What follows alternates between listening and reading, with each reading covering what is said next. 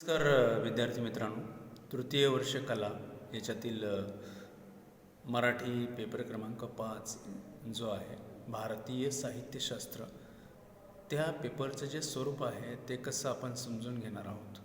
प्रत्यक्षातपणे या भारतीय साहित्यशास्त्राचे जे स्वरूप आहे ते स्वरूप आपल्याला वेगवेगळ्या सिद्धांताच्याद्वारे आहे हे आपल्याला माहितीच आहे.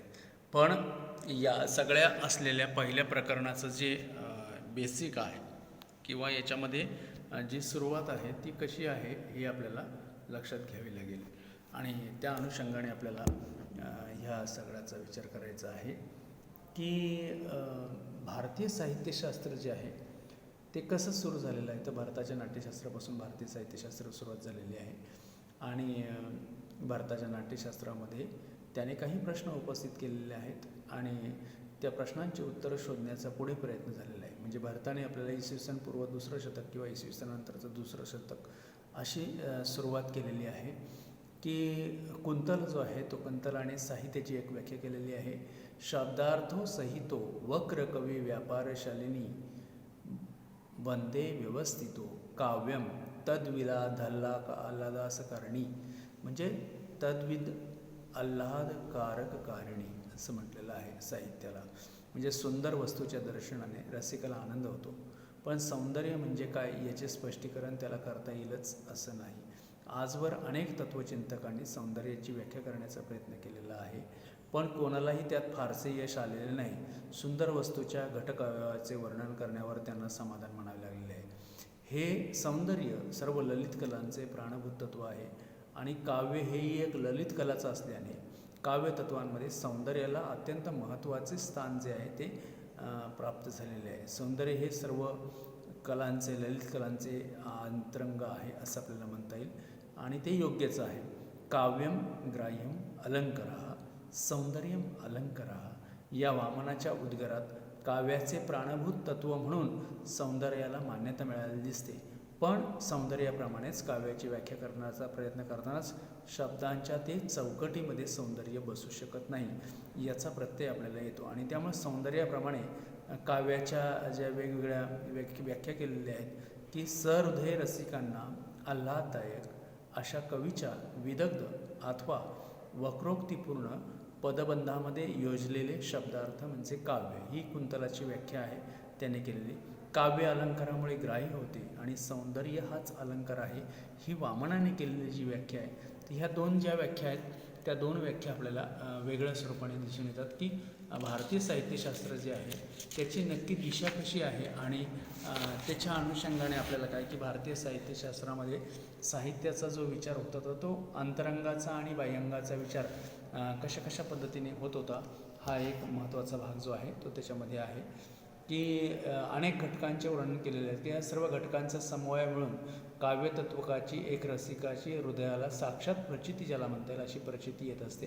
काव्याला मानवी देहाची उपमा देऊन शरीर आणि आत्मा या परिभाषेत काव्यतत्वाचे वर्णन करण्याची पद्धती संस्कृत साहित्यशास्त्रात पूर्वीपासून रूढ आहे. या परिभाषेमुळे कविता किंवा कामिनीचे यथार्थ वर्णन करता आले तरी या काव्य घटकांच्या परिपकाचे रहस्य लुप्त होऊन काव्याचे शरीर कोणते आणि आत्मा कोणता या विवेचनाला महत्त्व आले. शरीर आणि आत्मा यांच्या पृथक्करणाला तत्त्वज्ञानात महत्त्व असू शकेल, पण काव्यक्षेत्रात या परिभाषेमुळे अधिक गुंतागुंत झालेली दिसून येते. आत्म्याचा आविष्कार म्हणजे ज्याप्रमाणे शरीराच्या द्वाराच होतो त्याप्रमाणे काव्य सौंदर्याचा आविष्कारसुद्धा शब्दार्थांच्याच द्वारा होतो आणि शास्त्रामध्ये आणि काव्यामध्ये शब्दार्थ तेच असतात, पण काव्यामध्ये त्यामुळे ज्यांना काव्यत्व प्राप्त होते त्यांच्या ठिकाणी सौंदर्याचा जो आविष्कार आहे तो सौंदर्याचा आविष्कार होतो. त्यांना कवी व्यापाराला किंवा कवीच्या विदोक्तोक्तीला म्हणजे प्रतिभा संस्कारित शब्दार्थांना काव्याचे बाह्यांग ज्याला म्हणता येईल असे बाह्यांग म्हणजे शरीर म्हणून दुय्यम स्थान दिले गेले. शास्त्र, तत्त्वज्ञान, इतिहास यामध्ये शब्दार्थाच्या वाच्यार्थाला महत्त्व आहे. वस्तूचे ज्ञान करून देणे एवढेच येथे शब्दाचे कार्य आहे. येथे भावनात्मक अनुभूतीला अथवा रसनिर्मितीला अवकाश नाही. या दृष्टीने रसात्मकता अथवा भावनात्मक अनुभूतीचा आविष्कार हे काव्याचे आगर ललित वाङ्मयाचे वैशिष्ट्य होय. म्हणजे साहित्य म्हणजे काही सांगण्याचा जो प्रयत्न आहे तो भारतीय साहित्य विचारवंतांनी केलेलं आहे. त्याच्यामध्ये सौंदर्य ही जी कल्पना आहे ती त्यांनी केंद्रवरती ठेवलेली आहे. आणि सौंदर्य कशाला म्हणायचं असं त्यांनी सांगितलं. परंतु केवळ भावनात्मक अनुभूती म्हणजे काव्य नाही. शोक, प्रेम, क्रोध इत्यादी भावनांची अनुभूती जीवनामध्ये प्रत्येक व्यक्तीला येत असते व या भावनांचा आविष्कारही ती व्यक्ती शब्दार्थाच्या द्वारा करीत असते. पण हे सर्व काव्य नव्हे. भावनात्मक अनुभूती कवी प्रतिभेच्या रसायनातून प्रकट होते तेव्हाच तिला काव्यरूप धारण करत असते. भावनांना महत्त्व नसून भावनांची अनुभूती देण्याच्या आणि ती अनुभूती व्यक्त करण्याच्या पद्धतीला इथं महत्त्व आहे. Poetry a verbal Alchemy is a way of experiencing असं म्हटलं जातं. परंतु भावनेला अथवाला काय सांगायचे आहे हा आपल्याला काव्याचा आत्मा असल्याने कवीच्या विदग्ध शब्दार्थांना आविष्कार पद्धतीला शरीराचे जे दुय्यम स्थान आहे ते दुय्यम स्थान दिले गेले. भारतीय साहित्यशास्त्रामध्ये भामह, दंडी, वामन, कुंतल, अभिनवगुप्त यासारखे जे साहित्यशास्त्रज्ञांनी त्यांनी कवी व्यापाराचा, कवीचा आविष्कार, त्याच्या पद्धतीचा सूक्ष्म विचार केलेला असून त्यांनी त्या बाह्यंगाचा विचारही केलेला आहे. त्यांनी काव्याच्या आत्म्याचा शोध घेतला नाही तर त्याच्यावर आक्षेप घेण्यात येतो अशा प्रकारचा. परंतु त्यांच्या ग्रंथातील विवेचन हे काव्यपुरुषाच्या आत्म्याचे विवेचन नसून ते शरीराचे वर त्यावर धारण करावयाच्या अलंकारांचे आहे असे मानले गेले. या ग्रंथांना जुन्या काळामध्ये अलंकार ग्रंथ असं म्हणण्यात आलं होतं आणि जे लेखक लिहायचे त्यांना अलंकारिक असं म्हणण्यात आलेलं होतं. तर ह्या दोन संज्ञा आहेत. वास्तविक पाहता या काळात अलंकार या शब्दाचा अर्थ सौंदर्य असा होता आणि सौंदर्य हाच काव्याचा आत्मा आहे असं बहुतेक विचारवंतांनी मान्य केलेले. साध्या शब्दार्थाच्या ठिकाणी सौंदर्य कसे प्राप्त होते हे भामहादी किंवा इतर साहित्यशास्त्रज्ञ जे आहेत त्यांनी त्याचा विचार केलेला आहे. आणि त्यामुळे परंतु आत्मा आणि शरीर या तत्त्वज्ञानातील परिभाषा स्वीकारल्याने या श्रेष्ठ विचारवंतावरही मोठाच अन्याय झालेला आहे असं आपल्याला त्याच्याविषयी म्हणता येतं. म्हणजे आत्मा सोडून शरीराचा विचार करणारे साहित्यशास्त्रज्ञ अशी त्यांची अवहेलना आजही केली जाते. काव्य तत्वाचा निर्णय करण्याच्या सदोष पद्धतीमुळे वामनादी जे काव्यशास्त्रज्ञांच्या विचारांचे खरे रहस्य होते ते लुप्त झाले आणि काव्यतत्वाचे विवरण करताना या विचारवंतांनी कोणत्या विशेषणांना काव्यात मध्यवर्ती स्थान दिले आहे ते पाहूनच नंतर त्यांच्या विचारांचे मूल्यमापन करणे योग्य ठरेल असं आपल्याला म्हणता येईल. म्हणजे काव्य हा शब्दानं प्रस्तुत ग्रंथात कोणते वाङ्मय अभिप्रेत याचा प्रारंभिक खुलासा करणं आवश्यक आहे. त्यामुळे वाणीच्या माध्यमातून जे व्यक्त होते ते सर्व वाङ्मय. परंतु साहित्यशास्त्राला हा विश्वव्यापी वाङ्मय व्यवहार अभिप्रेत नाही. शब्दांच्या माध्यमातून व्यक्त होणाऱ्या वाचार्थप्रधान आणि तर्कनिष्ठ विधानांना ज्यामध्ये महत्त्व असते अशा तत्त्वज्ञान, शास्त्र आणि वाङ्मय विचारांचा प्रकारांचा इथे विचार जो आहे तो करण्याचे कारण नाही. कारण मानवी भावसृष्टीचे रमणीय दर्शन घडवणारे सौंदर्यप्रधान साहित्यच काव्य शब्दार्थाने अभिप्रेत आहे. वाङ्मयाचे ललित व ललितेतर अशा शास्त्रीय असे दोन प्रकार कल्पिले जातात. त्यापैकी आपणाला ललित वाङ्मयाचा इथे विचार करायचा आहे.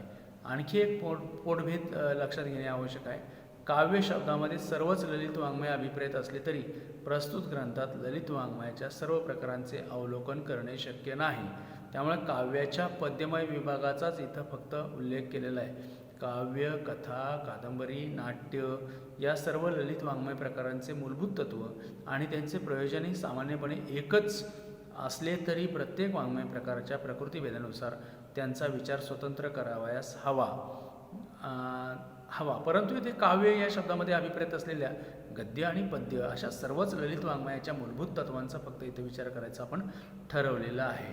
त्यामुळे संस्कृत साहित्यशास्त्र काव्याची गद्य आणि पद्य अशी विभागणी करत नाही, तर कवीच्या विशिष्ट व्यापाराने शब्दार्थांना विदग्धता प्राप्त होते. अशा तऱ्हेने विदग्ध बनलेले शब्दार्थ साहित्य रसिक हृदयाला सौंदर्याची प्रतीती आणून देते.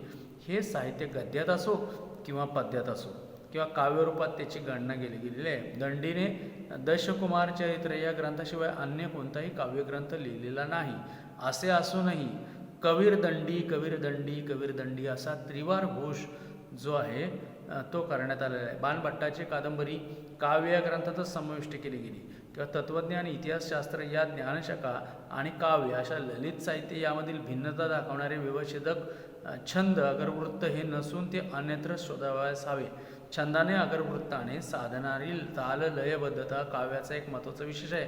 हे मान्य करूनही पद्यात्मकता हे काव्याचे व्यवस्थित लक्षण जे आहे ते मानता येत नाही, असं संस्कृत मीमांसकांचं जे मत आहे ते जुन्या काळातलं असलेलं मत आपल्याला लक्षात येतं आहे. तर ह्या दृष्टीने आपल्याला विचार करत असताना की आपण सांगितलं की पाश्चात्य साहित्यशास्त्रांचा जो पोएट्री हा शब्द आहे तो फार संकुचित आहे. काव्य हा शब्द जो मराठी संस्कृत मीमांसकांनी वापरला तो खूप मोठा शब्द आहे, व्यापक शब्द आहे. तिथं पोएट्री म्हणजे फक्त छंदबद्ध रचना असाच अर्थ आहे. आणि इकडं गद्याला सुद्धा स्थान आहे, लईला स्थान आहे, सगळं. It is a meter making argument that makes a poem. इमर्सनची ही व्याख्या आहे आणि ती व्याख्या आपल्याला वेगळी वाटते आहे, पुरेशी वाटते आहे. तर ह्या सगळ्यामध्ये छंदांना महत्त्व देणारं फक्त पद्य म्हटलेलं, पण आपल्याकडे काव्य म्हणजे गद्य आणि पद्य अशा दोन्हींचा समाविष्ट असलेलं असा विचार हा भारतीय साहित्य संस्कृत मीमांसकांनी केलेला आपल्याला दिसून येते. म्हणून साहित्यामध्ये कशाला साहित्य म्हणायचं हे त्यांनी पहिल्यांदा निर्देशित केलेलं आहे. धन्यवाद.